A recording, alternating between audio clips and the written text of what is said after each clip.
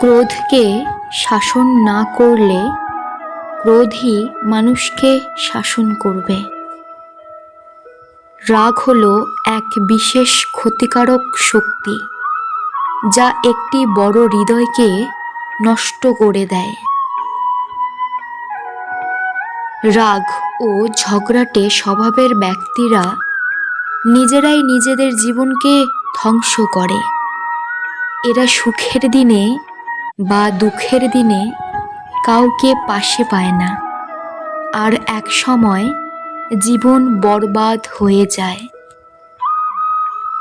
রোধ, নিয়ন্ত্রণ বা দমন করতে পারা একটি মহৎ গুণ। কিছু রাগী মানুষ এমন আছে যারা অন্যের শীতল মাথা দেখে আবার রেগে যেতে পারে। আমরা রাগের মাথায় যা বলি বা করি, ঠান্ডা মাথায় বেশিরভাগ ক্ষেত্রে তার উল্টো ধারণাই পোষণ করি।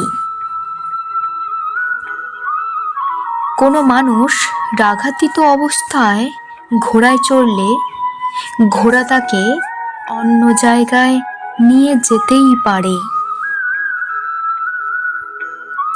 যে রাগান্বিত তার সামনে কেউ যেতে চায় না, সবাই তাকে এড়িয়ে চলে।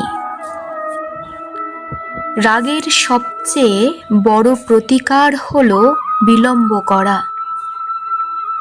রাগান্বিত মানুষ তার মুখ খোলা রাখে এবং চক্ষুদ্বয় বন্ধ রাখে।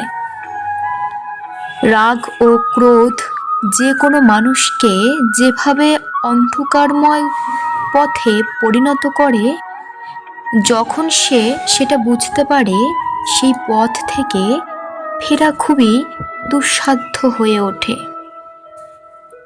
ক্রোধ বুদ্ধ থেকে বিনাশ করে, তাই কিছু মানুষ ক্রোধের কারণে জীবন উন্নতির পথে বেশি দূর এগোতে পারে না।